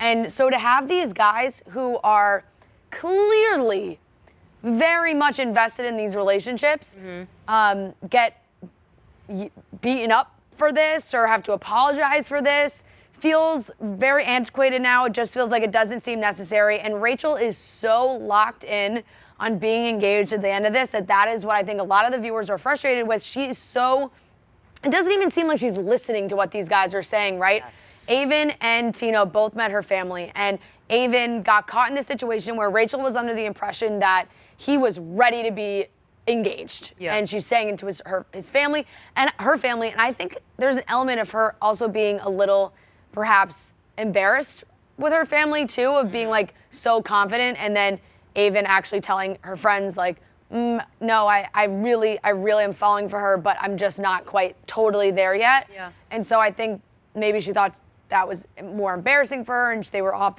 on the same page. I think but you're onto something with that. Yeah. I think it's the embarrassment with her family. She also said to her friends, being so adamant about like needing to be engaged. Like, yeah, it she seems said, like I'm bratty. not coming out of this not engaged. Yeah, that's Like, it's a wild thing to say just when the you wrong have a guy attitude in to front of have. you.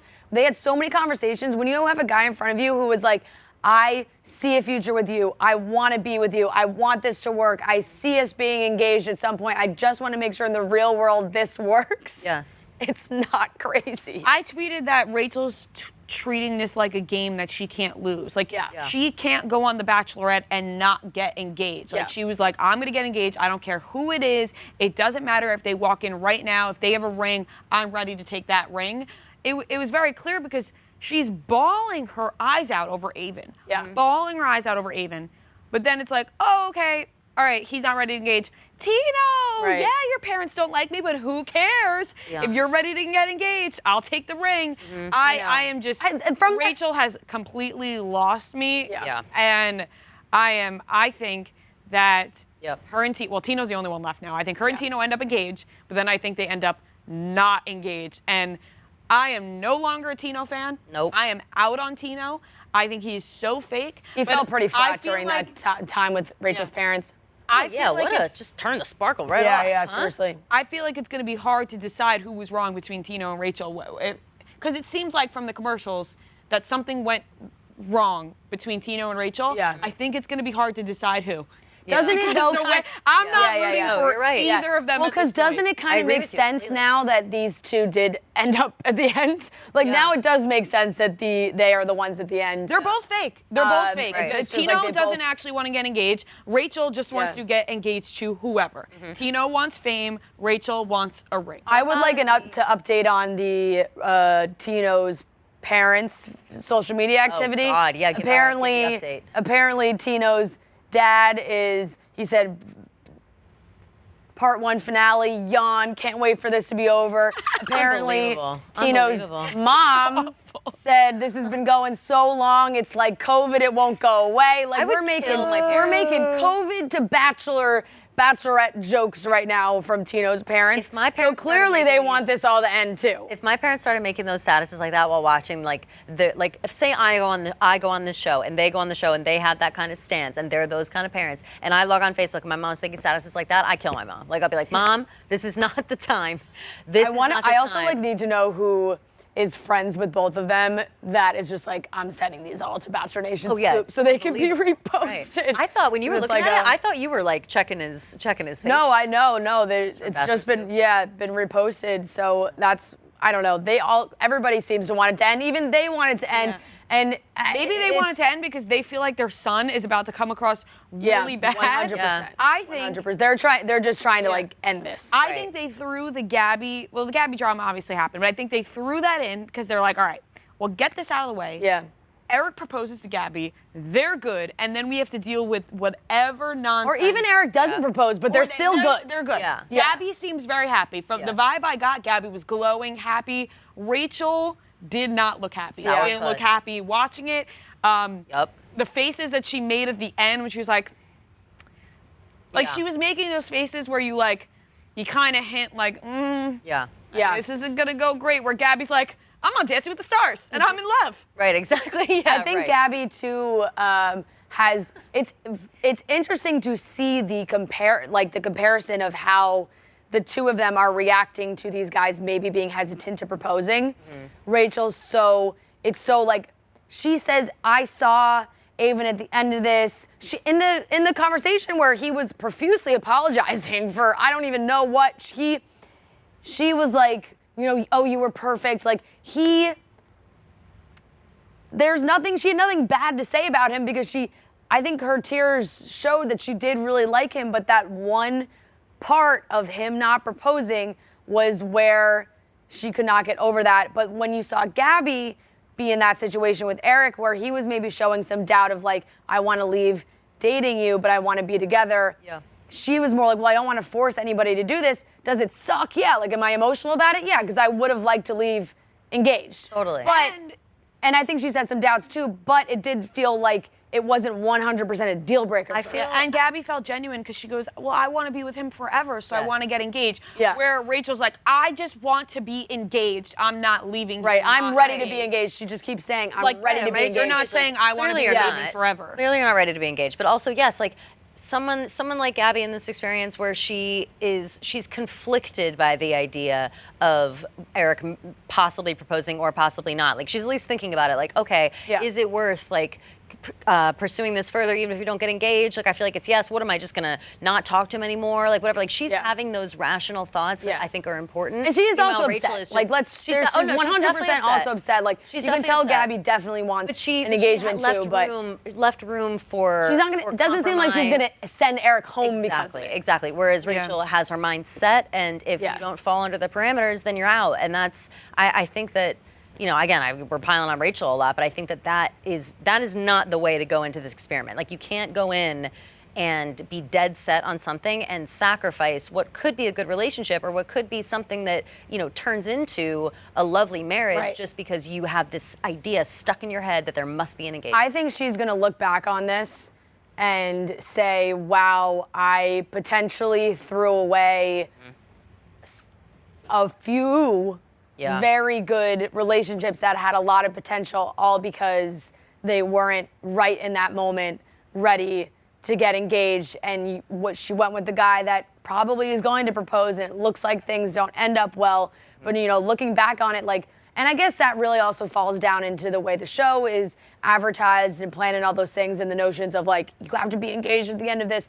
it's at the end of the day, I do, like when I watch The Bachelorette, The Bachelor, you think like this show is about finding love. And I feel like that should be emphasized more than you have to be engaged at the end of this. If she and Avon were to end this and he went to that rose ceremony and she's like, I pick you, and he said, I pick you too, I want to be together, let's take this slow, everybody would be rooting for them. Everybody would be excited. Everybody would still be following their relationship.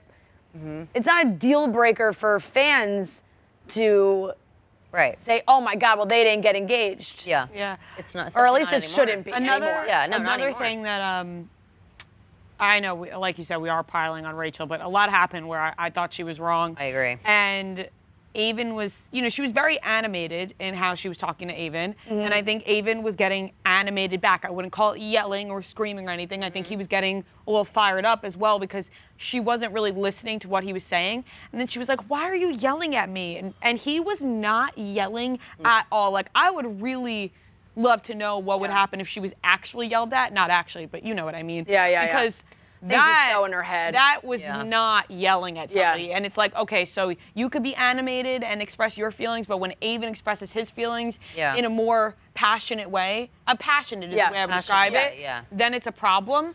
Right, because it did seem like immature. It just Right. felt Like, why are you yelling at me? Like, that's just your a only cop-out because you you're want wrong. to be the victim and you want to feel like he's doing something wrong to you. Yep. Meanwhile, he was just expressing I think his he real was just feelings. really trying to get his point across. Yeah. Like he was just really trying to honestly fight for their relationship because I think he started to worry like, oh no, this could be this could be like a major problem. So I don't know. Maybe Rachel will talk about this next week when Tino comes out. Maybe she'll have different feelings about it.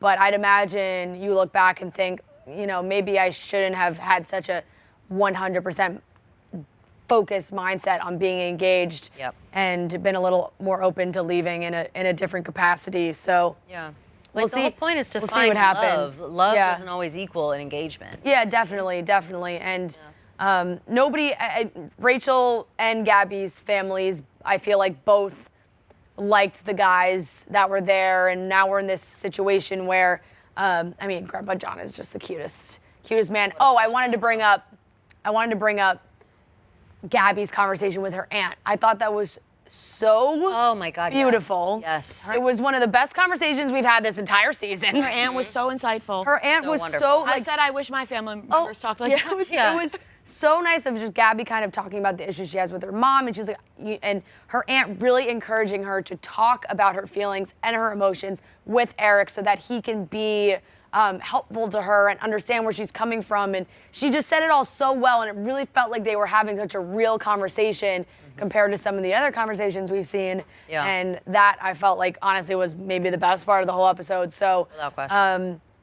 I don't really think there's too much to get into besides like, let's talk about it, guys. Let's talk about it. Let's read some questions. Rhea's gonna dig into the YouTube chat.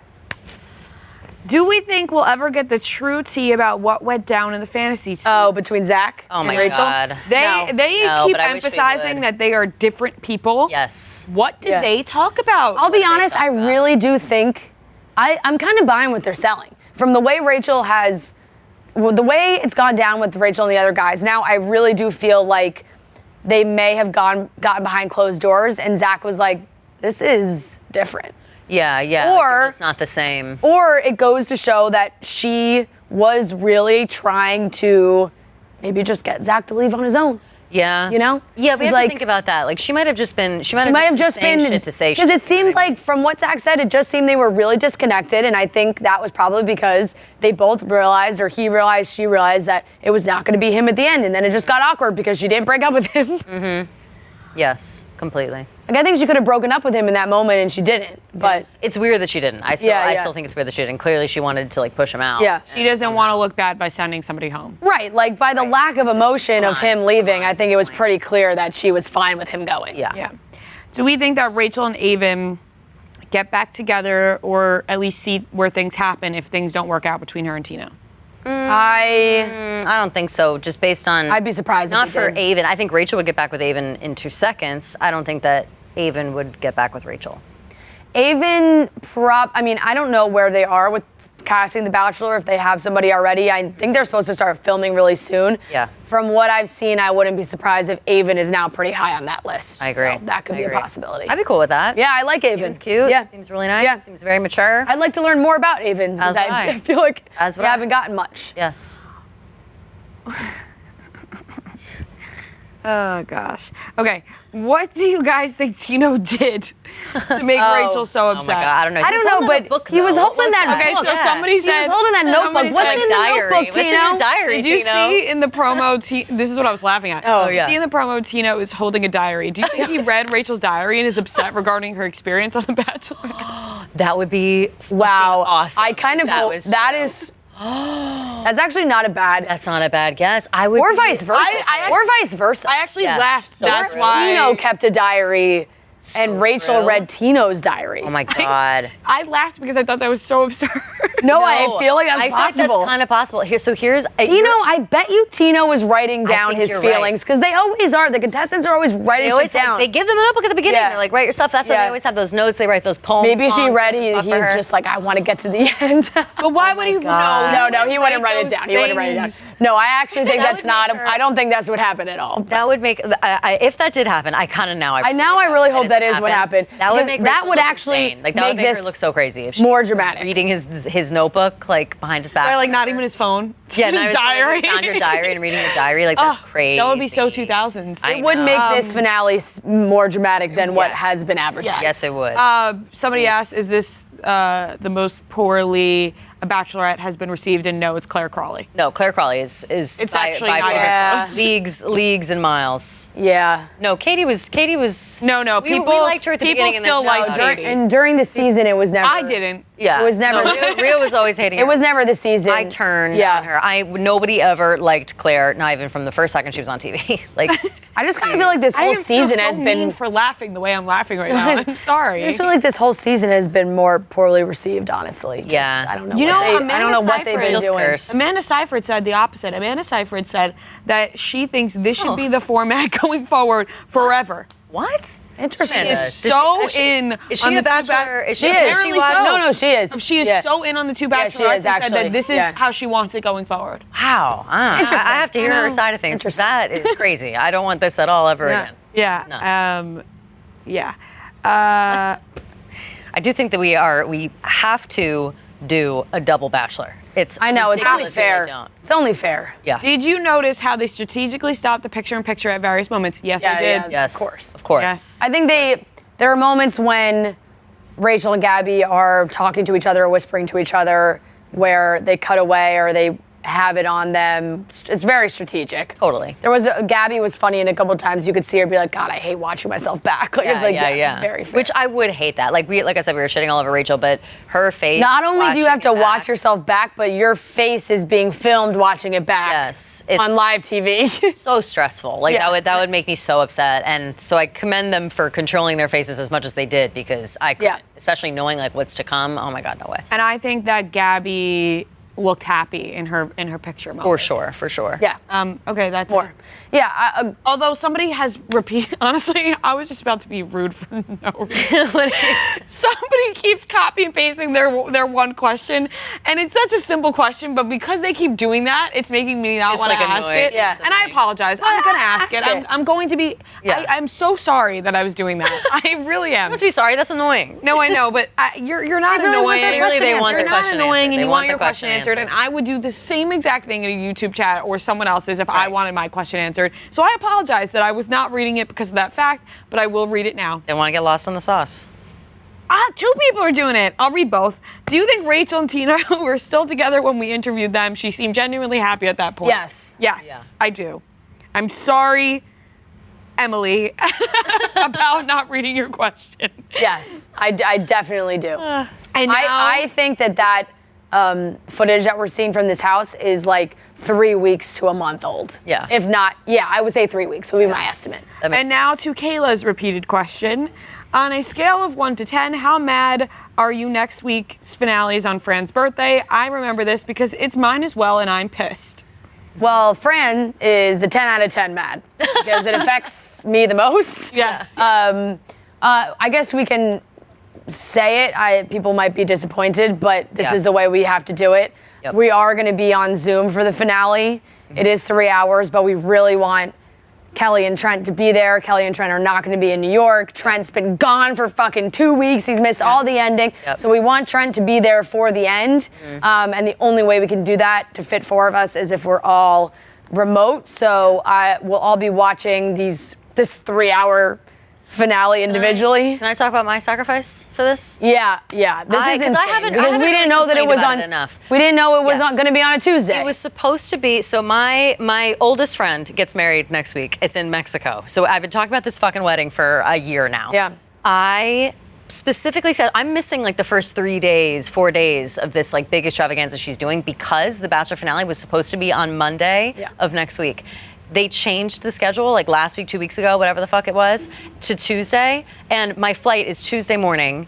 And so now I'm going to be on Zoom, but I'll be in Mexico missing the welcome party. So like that's a whole nother thing. But that's what I do that's what we do for The Bachelor. You know what I mean? You make sacrifices. Kelly's My friend getting a head start on understands.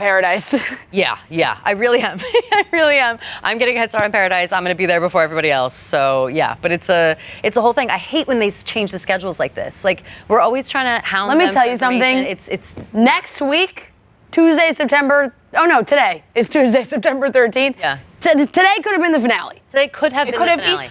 They could have Cram easily. one more hour The last into it. 4 Done it weeks, tomorrow. Yes. The last 4 weeks could have been consolidated to give us a 3-hour finale tonight. They dragged it out so much. Ridiculous.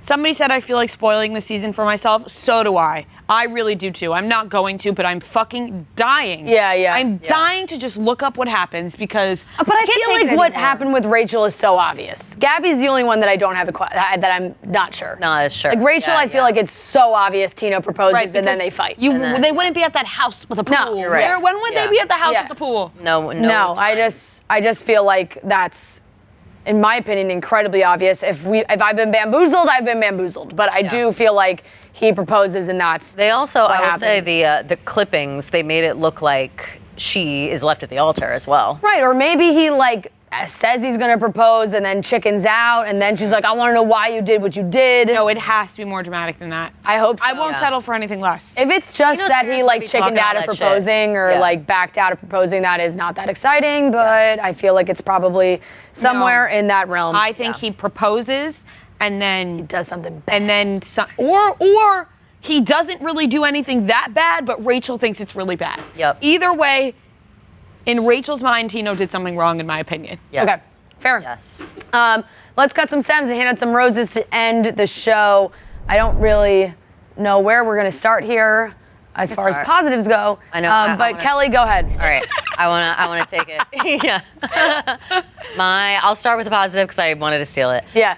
Fuck. Gabby's Is it aunt. going to be Gabby's aunt? Gabby's God aunt. damn it, Kelly. I give my rose to Gabby's aunt. She Fine. What a sweetie. Fine. What a sweetie. I wanted it. I wanted the good rose. And Yeah. that it's the only good thing. She was lovely. What a conversationalist. What a way with words. Like, just loved her. Yeah. So sweet how she was there for Gabby. Love her. I'm going to cut the stem of, you know what? I'm going to cut the stem of Tino's parents' Facebook statuses. Because it's just rude. It's annoying. Like, we get it. Your kinda son love is it. not going to look good on the fucking thing. I mean, it's funny, obviously. Yeah. Your son's not going to look good, so you want to get ahead of it, control the narrative, talk shit, whatever. But, like, stop. It's annoying. I hate when parents get there. It's very Barb-like. Are you Barb now? Like, that's how I feel. Yeah, fair. Yeah. I do. I enjoy it. I was going to try and pull up the whole thing again because it was. Honestly, I wish you would. I wish you would read it out loud. He said, Bachelor Nation will be. This is, Still golfing.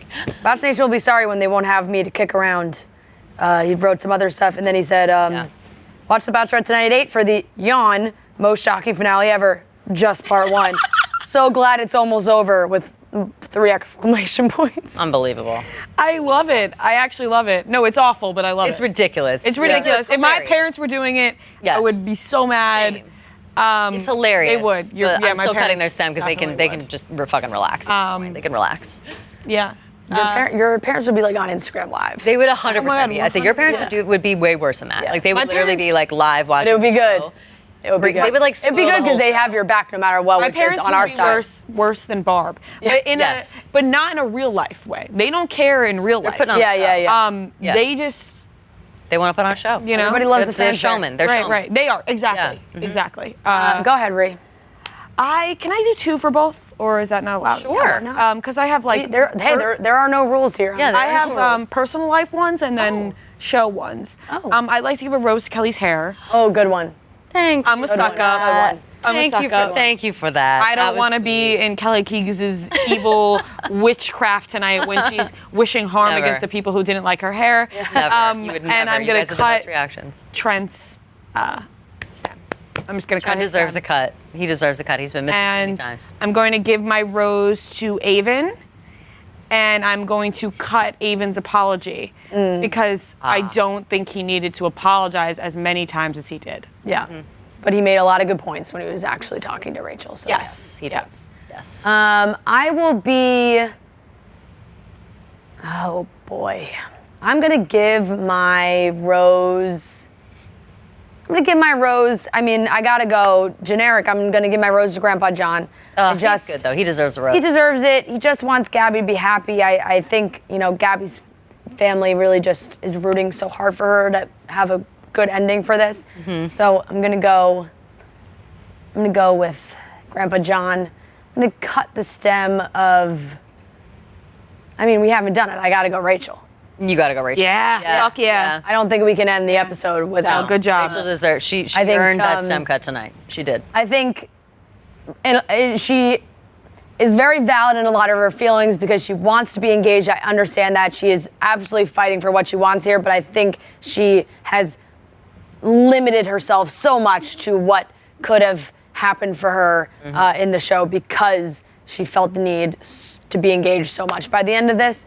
And I just felt like in the conversation with Avon, there were so many times where she could have been a little bit more understanding and responsive with him, and she was not. So that's my opinion on that. I agree fully. That was great. Completely. That was wonderful, everyone. Thank you so much for tuning in to Cutting Stems. We will be back again at 11 p.m., I think, next week for after the 3-hour part 2 finale that hopefully, Jesse Palmer said there's some interactive fan thing that's going to change the game forever. I don't know what the hell that means, but we'll talk about it next week. All right, everyone, we are here with a very special guest. We are joined by the lovely Ashley Tisdale. Thank you so much for joining the show, Ashley. Thank you. We are so excited to have you here. We are big fans. We've wanted you on our show for a long time, so this feels kind of like a we did it moment for this podcast. So that is amazing. We're super excited to talk to you. How are you doing? I know you've had so much going on, so many big things. Tell us about it. Yeah, I'm doing good. I'm obviously in a phase of life where I have a lot going on, and being a mom is just takes up all of my time as well. But I'm getting through it. I'm taking some moments to myself, which is I created a brand called Being Frenshe, and so it's like nice to have products to be able to do that. But every day is a new day. There's some times where I have some anxiety. There's some times where I'm like, I am not great at being like in this motherhood of life. Like, what am I doing? And I feel guilty because I have worked more that week. But it's just a journey. It's a journey. Yeah. You mentioned your brand. Tell us a little bit about that because, like you said, there's something to help with that. And I think there's something for every sort of mood that goes along with your brand.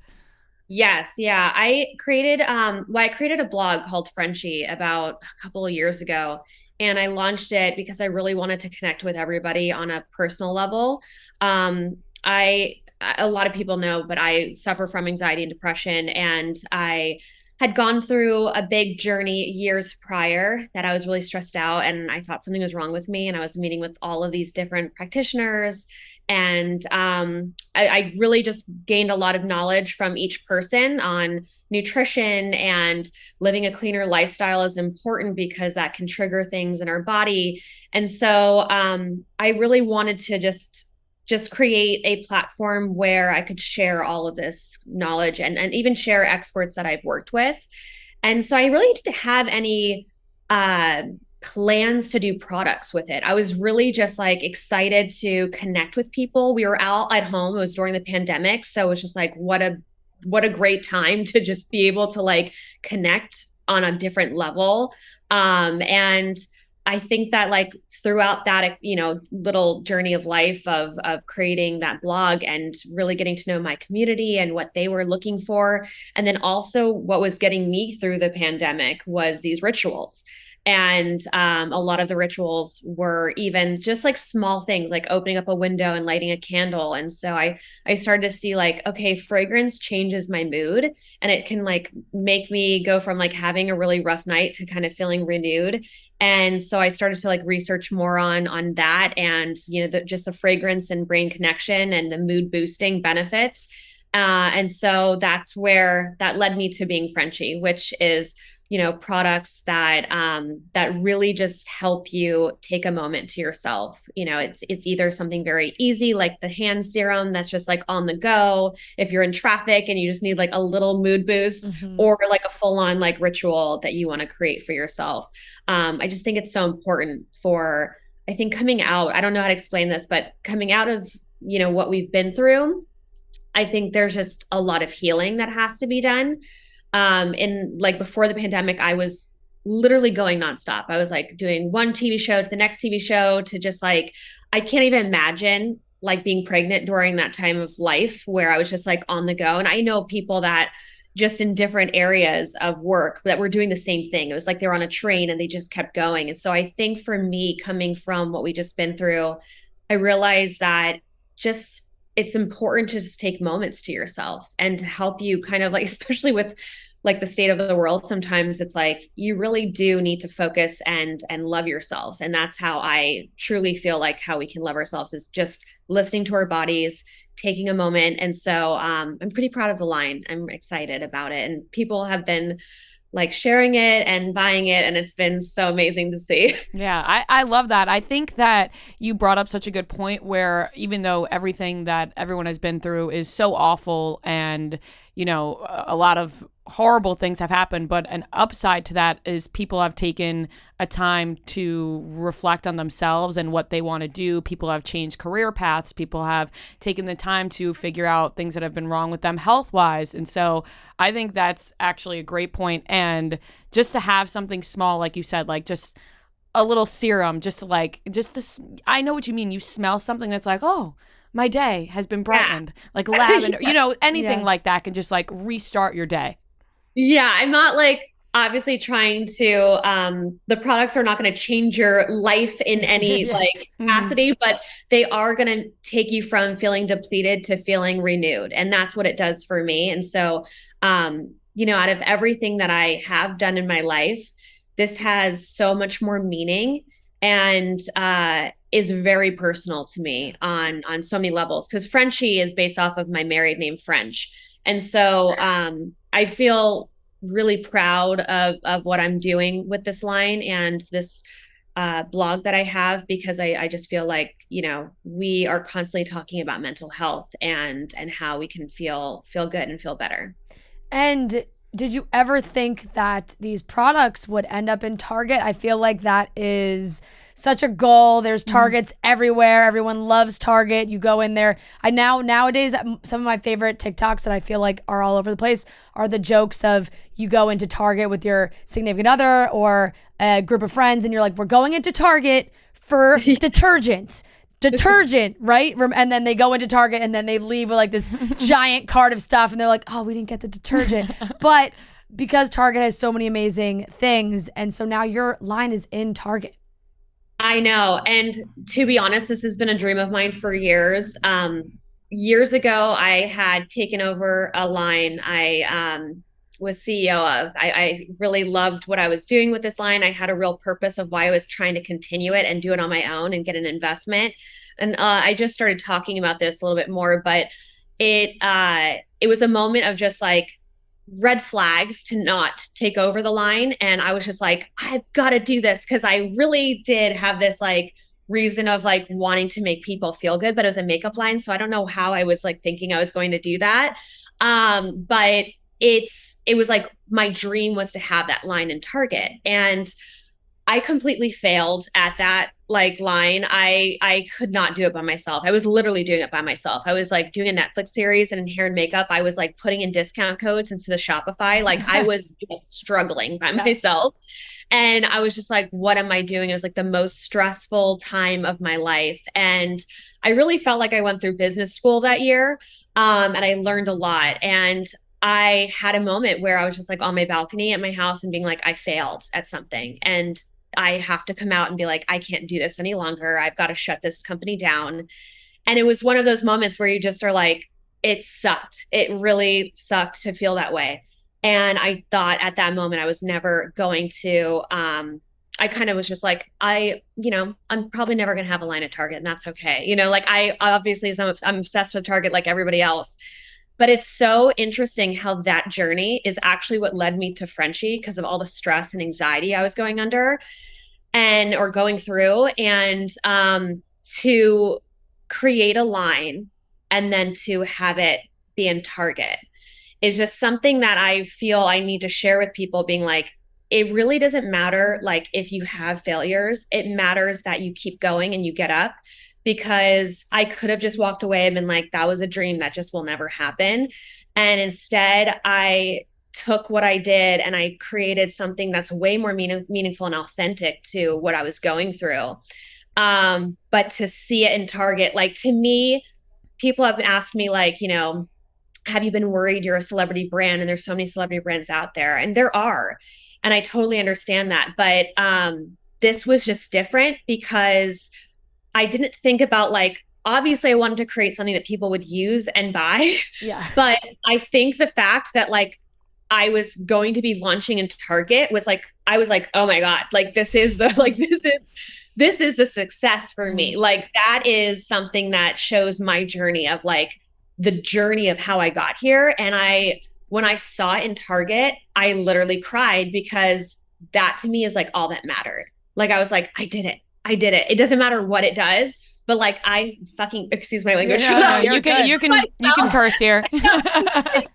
Overtaken, and the fact that people do love it and buy it is like just icing on top. But yeah, like it I can't even explain how exciting. Like it's already exciting to have something launch in Target, but to know, like, if you only knew that journey of like what I went through to get here, it's like it means so much to me. Yeah, I also think that you are like a marketing genius, because your TikToks will pop up on my page and I have no idea that it has anything to do with the brand. Like I'm just watching your TikTok, and then at the end your products pop up and I'm like, wow, she's smart. Like she knows what she's doing on here, because you're so captivated in you and just videos that you're making. And then all of a sudden you're like, wait a second, there's a product at the end of this that I'm now also interested in. Yeah. Well, I think it's just because it's literally in my everyday life. I use the products myself. I've been developing them for years. And so it's like, I really do need these rituals to get through. So it's just like, I think it's just the most natural thing I've ever really created product wise. And I'm so glad that you guys are seeing those. Yeah. Definitely was incorporating, because you do a lot of like the High School Musical sounds, which we obviously love, and we grew up on High School Musical. Did that feel like something that was natural to you? Did somebody say, hey, you should use these sounds because that will grab people's attention? Like, where did that idea come from? No, I think that I've been I love TikTok and I've been on TikTok forever. And so I was doing like Sharpay stuff during the pandemic, I'm always like thinking of others and like trying to help them through their like life. Like that's why I do comedy. That's why I created this, this blog and this brand, is to help people. And so I think in those moments where I felt like people were really scared and at home, I just wanted to entertain them. And so I was not a fan of kind of like, I don't like to rely on that stuff for my social media. And so I just was popping in like little things like that I would do, while we were all at home, and I saw people like love it and stuff. And then I think just like recently, I had done some like TikTok challenge that I wanted to do differently. I was like, it was like everybody was looking at like pictures of themselves when they were younger, like posting pictures of themselves when they're younger and being like, I got to stop being mean to myself because I'm being mean to her. And all I could think about was, Sharpay just feels like another life. It was just like, I've got to stop being mean to myself because I'm being mean to her. And so I was just, I don't know, I had created that idea and like people, it like went viral. And I think I've struggled recently of like having this thing where I'm like stepping into my power, but sometimes my anxiety can like draw me back and like kind of make me feel powerless. And so there is that little bit of Sharpay that gives me that little kind of, I don't know, like oomph. And so I started to kind of play around with her stuff. Like I was doing a meeting in the offices for Being Frenshe, and I was like, "You guys," I was like, "I've got a great idea." It's all me. It truly is all me, and I think that's why people are liking it. I mean, I literally do my social media. Like I have a team of people for sure that help, but like I create all of the idea. It's very comforting. I'll say that. Great. I'm so glad. No, it is. And I think you mentioned, like, when you said in the pandemic, when you started doing that and you were like, you want to make people feel better. I think that's a great point. Cause like I said, it's comforting. And during those times, like we were rewatching High School Musical and Sweet Life of Zach and Cody and all those things to make us feel comforted. And so I think that's great. Yeah. Thank you for saying that. Yeah. We just had Corbin Bleu in here a few weeks ago. I guess that was like a couple months ago now. The summer really went by fast. And, you know, he's kind of connected back with popping into the Disney Plus series and like doing all this stuff. And it's so cool to see everyone stay connected in that world. I feel like watching you on social media, you have always kind of stayed close with that cast, which is very impressive. It's been a long time. What really like have you done to try and maintain a lot of those friendships? You've been in the biz, in the, as they call it, for a very long time. Yeah. I mean, it's so wild. Obviously, like we are all in different places of life, and but the thing about what's so great about every single one of them is that you can text them and be like, hey, and like just, I haven't talked to you in so long. Like Lucas was just texting me like a couple of weeks ago and we were just like chatting, and it's like time hasn't passed. It's so weird, but they really are all good people. And I think that we went through something that was just a really wild, like, you know, it was a wild time in our lives. And so I think that, you know, we all kind of remind each other of that. And, but yeah, everybody's such a, I mean, you've met Corbin, like a really genuine, like good person. And so, even if we haven't seen each other for a minute, it's like, you can still just like text each other and be like, oh, how's it going? And everyone is just like able to connect again. Yeah. How old were you when you first really started in the business? Because obviously Sweet Life of Zach and Cody was before High School Musical. Yeah. And I was reading you were like 3 years old. Yes. Yeah. Yeah. I was 3 when I started in commercials and modeling in New York City. And then I was 8 when I did Les Miserables, like on tour. And then I was around 10 years old when I started doing TV stuff in LA. And so, I started very young, but I didn't get success until I was 18. I was 18 when I did Sweet Life of Zach and Cody. It looked like I was 14. I was going to say 18 is crazy because I would have guessed like 15. I remember the Disney Channel president being like, you're the oldest on this channel. Like, lovely. But they were probably so happy they didn't have to like pay other people to be on set with you, because that's a whole other thing. Not to do that. I also like loved that I was able to have a kind of normal life. Like I went to school, I went to public school. I worked in clothing stores when I was 16 years old. Like I got to really experience life before. A lot of my friends that I grew up with in this business, like, have never had a real job or have never, you know, like gone to school and done proms and stuff. And so it's like, I can't imagine not having that experience. And so I was really fortunate. I remember hating it at the time. Like I was so mad that my parents were making me do that, because I was like, I work on TV shows. I still have to do homework and try to, like, you know, I was going to school every day and it was really hard. And then I was like having to work at like clothing stores that were like just, you know, scraping gum off the floor because my manager hated me, I think. And I was just like, this fucking sucks. It's just, but you know what? It makes you so grounded and like really appreciate when all of this stuff happened.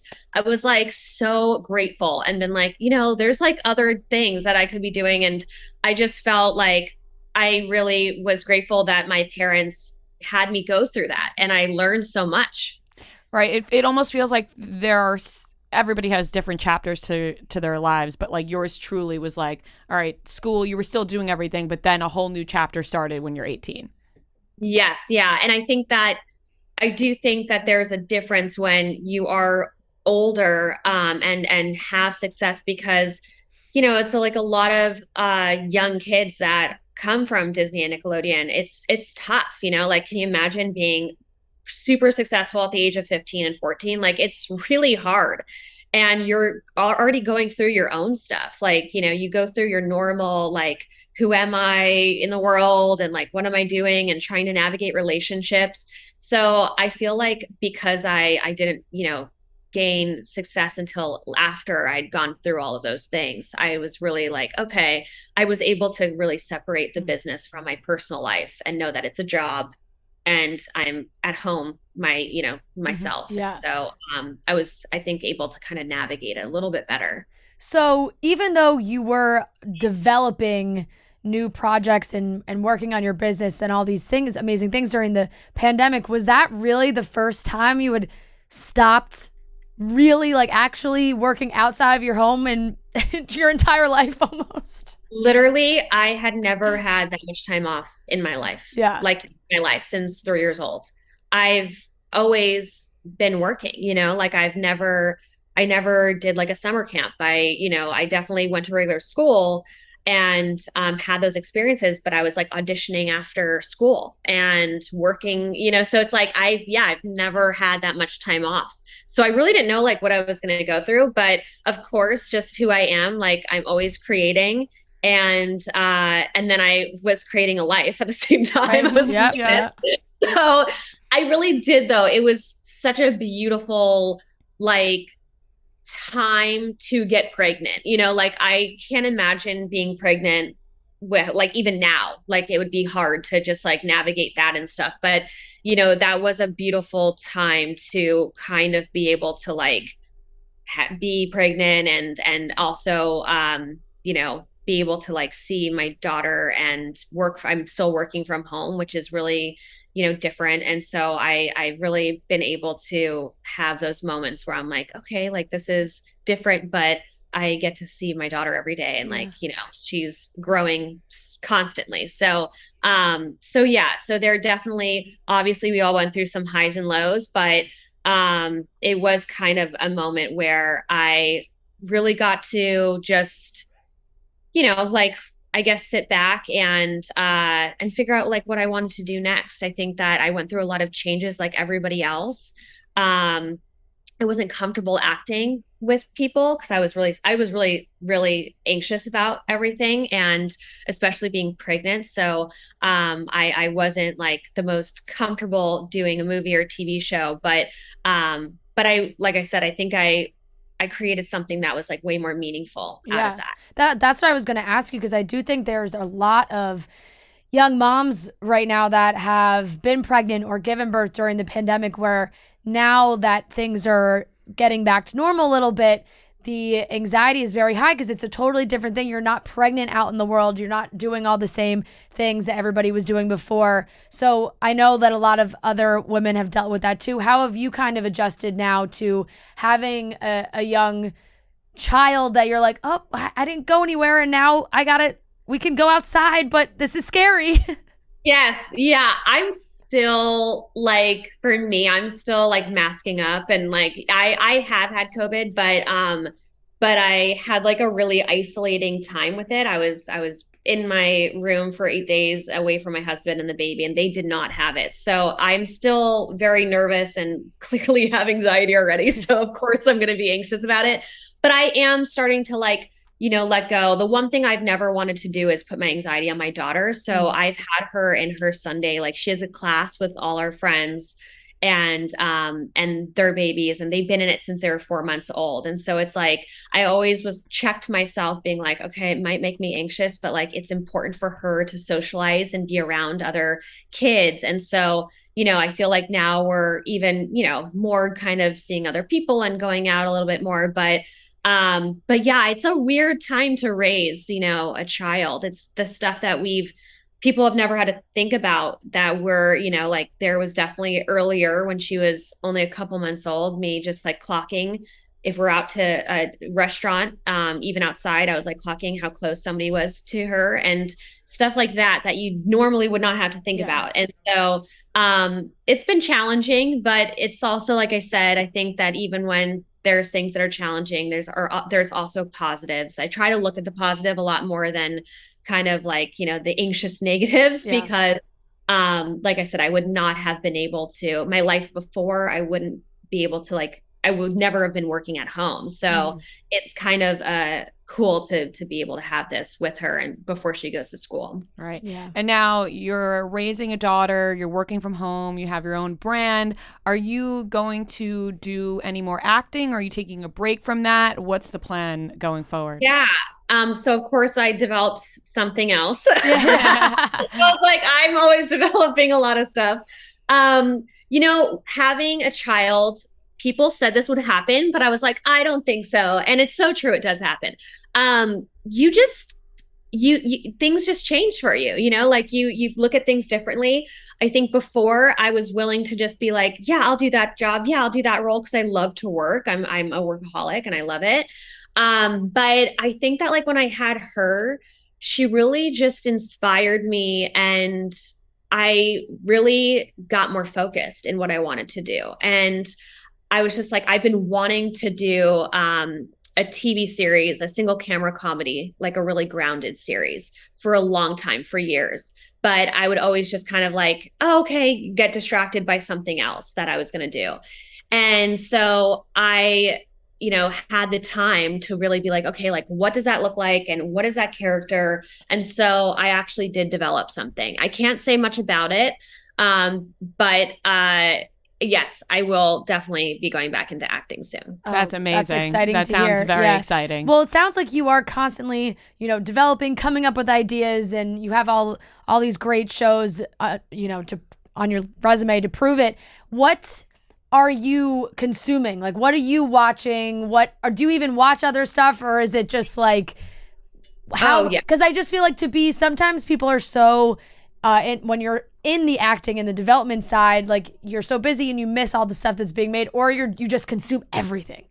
We consume everything. I consume a lot of TV. The shows, like, Ted Lasso is like one of my favorite shows. I've watched that like actually again. I think it's so good. Handmaid's Tale, obviously when it's on, I love. I watch everything, comedy to like dark, dramas. But I've recently have gotten into Magnolia Network. The Lost Kitchen is like, I'm obsessed with it. I've been watching that like every night. I love a good like fixer-upper type of show. Like this show called Capturing Home on it. I'm like obsessed with watching that. I love interior design, so it's just like, of course, the Magnolia Network is like my favorite thing ever. But I consume so much TV. I love Dave. Dave, I've watched like multiple. That's so good. So good. Dave is hilarious. I think that, I definitely, it's one of my favorite things to do at night with my husband is like, okay, cool. We put the baby to sleep and like, now let's watch a show. Do you watch any reality TV? Yes, but Bravo. We're Bravo fans. Every Real Housewife. It's honestly the reason why I even know about Bravo is because I used to have a production company and I produced a lot of reality stuff. And my first show to ever get picked up was by the network Bravo. And this was like, I would say 10 years ago. And so I was like, I gotta check out this network. Like I'm going to have a show on it.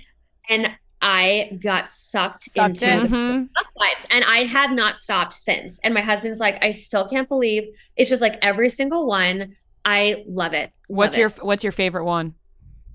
Oh my gosh. It changes it's like obviously when it's like in season and on, I'm like, this is my favorite one. But it's like, you know, Yes. every single one of them. I mean, I love so many different characters. I mean, like I look at them as characters, but like, gosh, I don't know. Like all of them are just so wild. They're so wild. I felt like it was so funny. Me and my mom friends went on a little kind of like weekend retreat.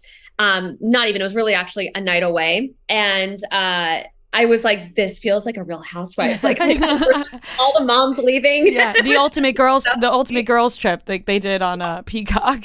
Yeah, like living out my Real Housewives dreams. So That is so funny. We love Real I mean, yeah, Housewives. I've watched everything as well too, and I do think you know, we were joking because we have been so locked into this is kind of a change, but the Elvis movie we were so invested in, and when Austin Butler got cast, we were like, oh my God, Sharpay's Fabulous Adventure, like this is crazy. And we kept telling everyone, we were like, we were on the Austin Butler train before Yes. everybody else was. Everybody's like, oh, he's Elvis, but like, on the Austin Butler train since he was like 15 or 14 years old. So I totally get it. I always tell him like, I found you. I was like, I started your career. You're like, yes, totally. No, we believe that. you were just the lead in a Baz Luhrmann movie. You're welcome. Yes, for real. No, I'm so like, I was obviously so excited for him. I mean, He was so good. the Fox movie that we did, and we became best friends back then and have been in each other's lives. And like, he is literally like one of my best friends and such a good guy. And I couldn't be happier for someone, because he really, what I loved about him and his journey is that he really set out to like, you know, he wanted to do other things, and he kept on getting offers to do things that he had been doing. And he was like, no, like I really, he's just has always worked so hard on his craft. And so this was just like you could just see that he like spent so much time saying no to certain work, and you're like, oh, I just hope it happens for him, like that he gets to where he wants to go. And so seeing him do all of these things and like really thriving is just awesome. And he's so talented. Yeah. So. I mean, he literally became Elvis. He really did. He really did. I know. Like, yeah, his voice changed, and I was like,